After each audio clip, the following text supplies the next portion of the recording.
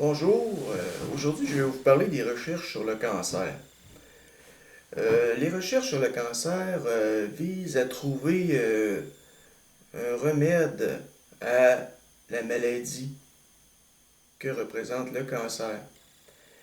Maintenant, un remède, le mot le dit, un remède, pas une solution, pas pour enrayer la maladie. Si vous prenez une cellule humaine, bon, et puis que vous en faites l'étude, vous décortiquez une cellule, vous allez découvrir des éléments dans la cellule qui la composent. Les mitochondries, les ribosomes, etc., etc. Bon. Toutes ces choses-là qui sont dans la cellule sont là depuis tout le temps. Il n'y en a pas moins, puis il n'y en a pas plus de nos jours. C'est toujours les mêmes, puis ils servent toujours aux mêmes fonctions. Maintenant, les chercheurs cherchent. Par exemple, le cancer, ça fait au moins 60 ans, 50 ans, 60 ans qu'ils sont là-dessus. Là. Et puis, à grands coups de dons, puis de fondations, puis de toutes sortes de choses, on donne des centaines de millions par année. J'aimerais connaître le total qui a été donné sur 50 ans, par exemple. Maintenant, vous allez dire, oui, mais ils cherchent à trouver. Ils ont trouvé des choses. Ils ont trouvé. Qu'est-ce qu'ils ont trouvé? Si on calcule depuis le temps qu'ils cherchent, ils en sont encore à un stade de donner des produits chimiques pour empoisonner le corps, parce que c'est ça qui se produit là. On empoisonne le corps avec des produits chimiques. Ça s'appelle la chimio. C'est tellement nocif que les cellules meurent. Toutes les cellules, les bonnes comme les mauvaises. Le système immunitaire, tout tombe. En fait, on est en train d'achever le corps avec ces produits-là. Bon, vous avez juste à vérifier quelqu'un qui prend de la chimio, dans quel état il se trouve, il vomit, il est malade, c'est comme du feu dans ses veines, c'est incroyable comment il souffre. Il en souffre tellement que bien souvent, après avoir eu de la chimio, le cancer revient, et puis il est mieux mourir du cancer que de revoir de la chimio. Pouvez vous imaginer la patente, là? Bon. C'est sûr qu'il va toujours en avoir qui vont dire: ah, moi j'aime ça, j'aime ça, j'aime pas ça, là. On s'entend, là. Je veux dire, je veux en avoir parce que je veux lutter. Bon. Écoutez, ça, c'est un choix personnel, puis bon, ben, on comprend ça, là. Il n'y a personne qui veut avoir ça, le cancer, et puis ceux qui en sont atteints, c'est atroce, et puis on sympathise avec eux autres. Sauf que c'est pas d'eux autres, là, qui est question. Je veux que ça soit bien clair, là. Bon, moi, personnellement, j'ai des membres de ma famille qui ont eu le cancer, il y en a qui en sont morts, et puis il y en a justement un à l'hôpital en ce moment, là, qui est à l'article de la mort depuis ben, des années, là, mais vraiment, là, ça fait des mois qu'il est supposé d'être mort, là. Puis il matraque de calmant pour la douleur, puis il l'assomme pour pas qu'il sente qu'il souffre. Bon, les médecins font ce qu'ils peuvent avec ce qu'ils ont comme technologie, comme moyen, là. Maintenant, je vais en revenir aux chercheurs. Parce que personnellement, je me sens impliqué de voir un de mes oncles atteint de ça, là. Oui, je suis d'accord avec l'idée qu'il faut chercher pour trouver. Et puis, il n'y a pas de problème. J'ai même moi-même donné de l'argent, puis j'en donne à l'occasion pour des recherches. Ça ne me dérange pas. Ça me fait plaisir si ça peut contribuer. Mais je commence à avoir un sérieux doute. Parce qu'à un moment donné, il ne faut pas être naïf non plus. Puis il ne faut pas faire profiter de nous autres. Puis justement, si c'était juste ça, c'est une affaire. Mais il faut regarder aussi qu'il y a des gens qui souffrent le martyr, là. Puis c'est eux autres qui me dérangent là, là-dedans, là. Je vais vous donner un exemple. Moi, j'ai un problème avec ma voiture. Mettons, prendre une pièce bien simple, le muffler. J'apporte mon véhicule chez le mécanicien. Il enlève le muffler, il le met sur une table, il commence à le regarder. Bon. Là, je le regarde faire, il regarde le muffler. OK. Là, qu'est-ce qu'il y a? Ben, je sais pas, je suis en train de l'étudier, là. OK, bon, revenez plus tard. Je reviens une heure plus tard, je vois, il est encore assis à la table en train de regarder le muffler. Qu'est-ce que tu regardes? Ben, je regarde comment ça marche. C'est compliqué. Tu es mécanicien, toi? Non, bon, ben, gars, laisse-moi faire. À la fin de la journée, il est encore assis en train de regarder le muffler. Je vais dire, regarde, là, repose-moi le muffler, mais aller voir ailleurs. Hein? Parce que toi, là, tu es en train de me facturer un bill, là. avec ton histoire, là. Je pense que tu... Qu'est-ce que tu regardes, là? Ben, c'est ça, là. Avez-vous déjà réfléchi au fait que des chercheurs, c'est une carrière? Ils sont là du matin au soir, c'est un chiffre de 8 heures. Ils cherchent. Mon œil, là. Écoutez, qu'on me l'explique, bon sang, qu'est-ce qu'ils cherchent? Qu'est-ce qu'ils cherchent, là? Ça fait 60 ans. Qu'est-ce qu'ils cherchent? Parce que on regarde les résultats de la recherche. Il y a de la chimio, il y a de la radio, puis il y a de l'amputation.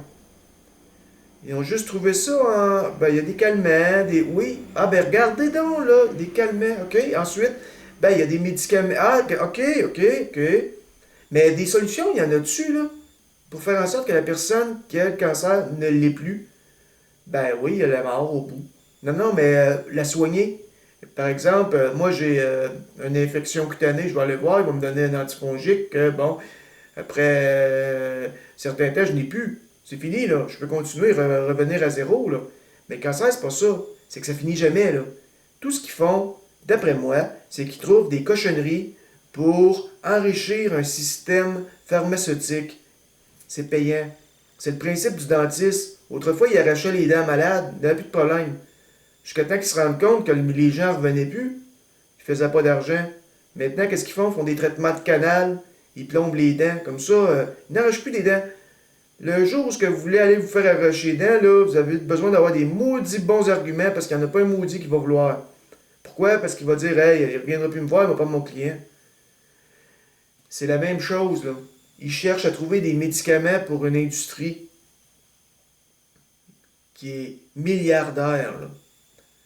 Donc, moi, je vous invite un peu à vous questionner à ce sujet-là, à savoir, c'est quoi l'idée derrière la recherche des maladies comme, par exemple, le cancer. Vous savez, avant, il y en avait des chercheurs, mais ils trouvaient. Pourquoi? Parce que c'était une mission qui s'était donnée. Ils rentraient sur un sujet, puis il fallait qu'ils le trouvent. Maintenant, ils rentrent dans une bâtisse, puis il faut qu'ils fassent leurs 8 heures pour avoir une paye au bout. C'est une carrière maintenant. Ils sont pas intéressés à trouver un remède miracle, d'après moi. Parce que si, logiquement, s'ils trouvent un remède, ben, les gens auront plus besoin d'eux autres pour chercher. Donc, ils vont perdre leur job. Voyez-vous où je veux en venir, là? Il faut aller un petit peu plus loin, là, que le chaud de larmes. Parce que moi, personnellement, ce qui me tracasse là-dedans, le chaud de larmes, c'est qu'ils sont intérieurs. Je vois mon oncle qui souffle, qui tousse, puis c'est du sang qui sort de sa bouche quand il tousse. Il est en train de se noyer dans son sang. Puis ça fait longtemps, là. Il est à l'hôpital en ce moment, là. Et puis, je vois des chercheurs, des carriéristes qui sont là, qui nous quittent de l'argent à tous les ans avec toutes sortes de fondations, puis toutes sortes de patentes, puis qui jouent sur les émotions des gens pour quelque part se faire une job. Sauf que là, regardez, là, il y a des gens qui souffrent, puis il y a des gens qui sont malades, qui meurent, puis il y a des familles qui sont touchées par ça. Il y a des enfants qui voient leurs parents souffrir, puis qui sont impuissants devant ça. Et puis qui disent, qu'est-ce qu'on fait là? Qu'est-ce que vous faites? Ben, on va lui donner de quoi pour l'assommer, comme ça il va dormir. Parce que c'est ça qui est question, là. Ou on va le charcuter, on va y arracher un membre. On va voir si ça s'est pas rendu ailleurs, on va être chanceux. Il enlève un poumon, il enlève un ci, il enlève... Regardez, là, ça va finir où, ça? Le remède, lui, il est où? Maintenant, il y a une femme qui était autrefois médecin. Elle s'appelait Langto. Bon, moi, écoutez, c'est discutable. Je suis pas à 100% en faveur de cette femme-là, mais moi, je suis ouvert, je suis neutre. J'essaie de voir ce que la personne a à dire. Puis j'étudie ce qu'elle a à dire, puis je me dis, bon, peut-être que c'est pas fou, là. Ben, c'est ça. Madame Langto, parce qu'elle n'est plus médecin, parce qu'ils l'ont crissé dehors de la profession, ils ont enlevé son titre. Un jour, elle a parlé, puis c'était une spécialiste, là, c'était quelqu'un de côté. Vous essayerez de trouver ses livres en librairie, et sa blacklist est interdite dans les librairies, on ne trouve plus son livre nulle part, là. Les diffuseurs ne la diffusent plus. Il y a vraiment une mafia médicale, et d'ailleurs, c'était le titre de son livre, qui interdit la publication de son livre.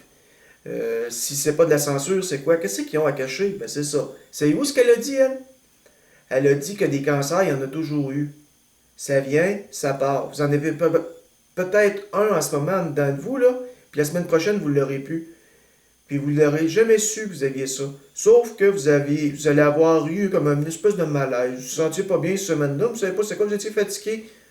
Mais votre corps a pris le dessus, puis il l'a enrayé. Et puis comme elle disait, autrefois, exemple, l'habitant qui travaillait au champ ou peu importe, avait des bosses, à un moment donné, une bosse qui poussait. C'est quoi ça? Je sais pas, ça fait mal, puis en tout cas, il n'y avait pas le temps. De toute façon, il n'avait jamais été à l'hôpital de Lévis. Il laissait aller ça, il travaillait au champ, puis à un moment donné, hey, depuis tard, non, c'est pas, c'est parti. Ah, c'est parti. J'ai mis, il se mettait des affaires imaginaires, là, qui s'imaginaient, là, miracles, là, qui étaient tout simplement psychologiques, mais à quel point, justement, cet effet-là n'était pas un placebo pour enrayer. À quel point, justement, la solution au problème, c'était pas l'esprit l'individu qui croyait que la graisse d'ours qui se mettait sur la bosse faisait disparaître, ben elle disparaissait. C'est ça qui faisait disparaître la bosse, peut-être, hein? On ne sait pas. Quoi qu'il en soit, le cancer disparaissait. Et puis elle, ce qu'elle a dit, c'est justement ça. C'est que des cancers, il y en a beaucoup, mais il y en a toujours eu, puis il y en aura toujours. Sauf que la majorité des cancers disparaissent d'eux-mêmes. Ils viennent puis ils partent. C'est une minorité qui disparaît pas, qui prend le dessus, puis qu'on a fini par en mourir. Maintenant, si vous allez à l'hôpital pour un check-up, peu importe, puis qu'il vous trouve une petite bosse, quoi que ce soit, tout de suite, il l'attaque. Il laisse pas le temps à l'organisme de prendre le dessus. Tout de suite, il attaque la bosse pour l'enrayer. Sauf qu'il utilise quoi? Il utilise des traitements de radiothérapie, de chimiothérapie, et ainsi de suite, qui font justement en sorte que l'organisme, qui normalement aurait été assez fort pour lutter contre la bosse, ben là, il se trouve affaibli, puis la bosse prend le dessus. Donc, pourquoi?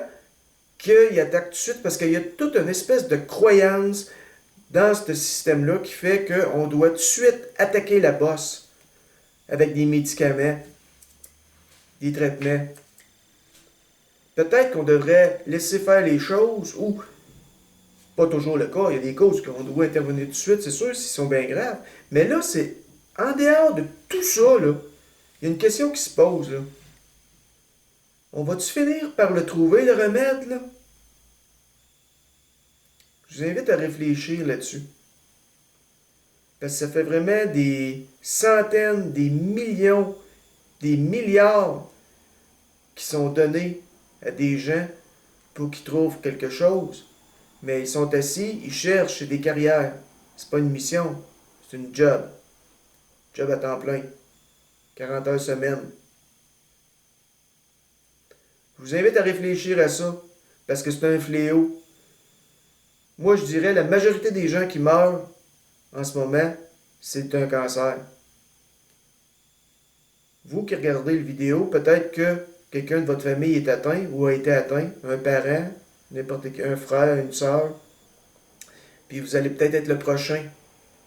Tout simplement parce que il n'y a pas de solution encore, parce que c'est payant de chercher.